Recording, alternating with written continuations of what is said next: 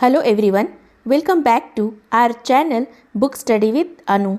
Today we are going to start questions and answers of the poem Dad and the Cat and the Tree. So let's start. First question is, why was Dad sure he wouldn't fall? Dad इतने दृढ़ क्यों थे कि वो नीचे गिरेंगे नहीं? Answer, Dad was sure that he wouldn't fall because he thought that he was an expert climber and climbing on tree was a child's play for him. Dad sure थे कि वो नीचे नहीं गिरेंगे क्योंकि वो सोचते थे कि वो एक अच्छे निपुण पर्वतारोही है और एक पेड़ पर चढ़ना उनके लिए बच्चों का खेल है. Second question, which phrase in the poem expresses dad's self confidence best? इस कविता में कौन से ऐसे फ्रेज हैं जिससे डैड के आत्मविश्वास के बारे में पता चलता है? Answer, there are two phrases which expresses dad's self confidence best are child's play and as easy as winking. Third question, describe plan A and its consequences. Plan A के बारे में बताएं और इसके परिणाम भी बताएं. कॉन्सिक्वेंसेस यानी परिणाम या नतीजे. Answer, plan A was to use the ladder to climbing the tree for bringing the cat down but it slipped and dad landed in the flower bed.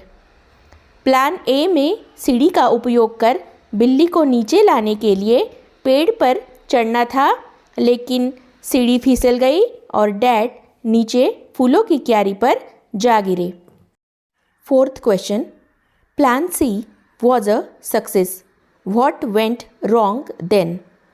Plan C सफल रहा, लेकिन क्या गलत हुआ ये आपको बताना है.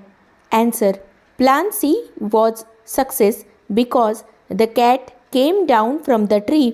However dad was stuck in the tree. Plan C सफल रहा क्योंकि बिल्ली पेड़ से नीचे आ गई थी, लेकिन इस बार डैड पेड़ पर फंस गए थे. Fifth question, the cat was very happy to be on the ground. Pick out the phrase use to express this idea. ज़मीन पर जाकर बिल्ली बहुत खुश हुई. ऐसी फ्रेजेस बताए जो ये दर्शाती है. Answer, pleased as punch and smiling and smirking.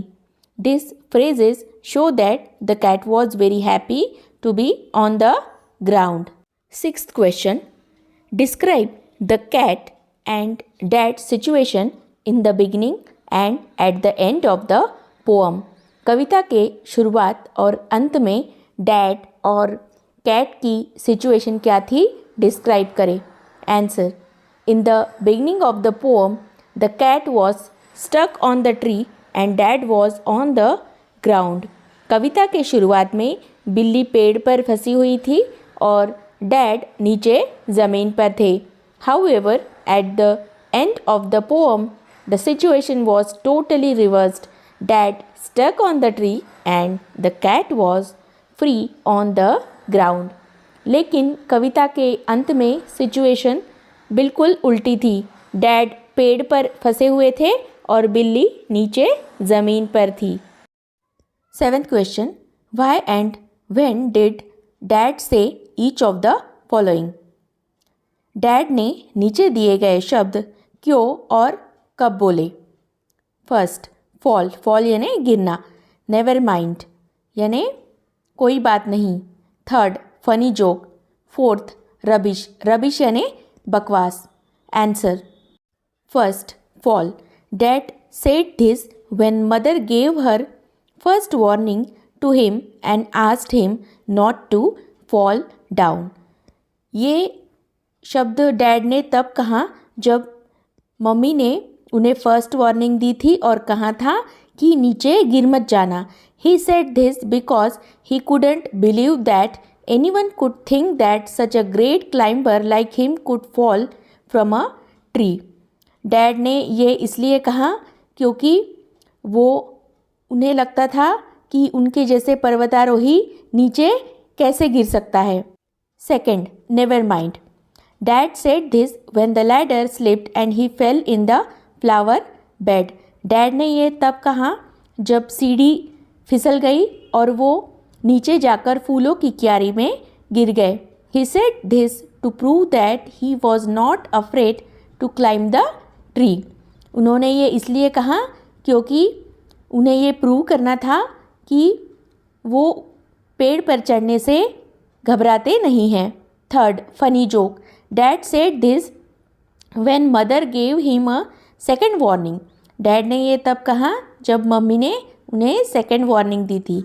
It shows how much confidence dad on himself. इससे ये प्रूव होता है कि डैड को खुद पर बहुत ज़्यादा कॉन्फिडेंस था। रबिश, रबिश यानी बकवास। Dad said this when mother had given him a third warning. Dad ने ये तब कहा जब मम्मी ने उन्हें third warning the. He said this because he believe that her warnings were rubbish और सेंसलेस। और उन्होंने ये इसलिए कहा कि वो ये प्रूव करना चाहते थे कि उनकी मम्मी की जो चेतावनी थी वो बकवास थी। Eighth, last question. Do you find the poem humerus?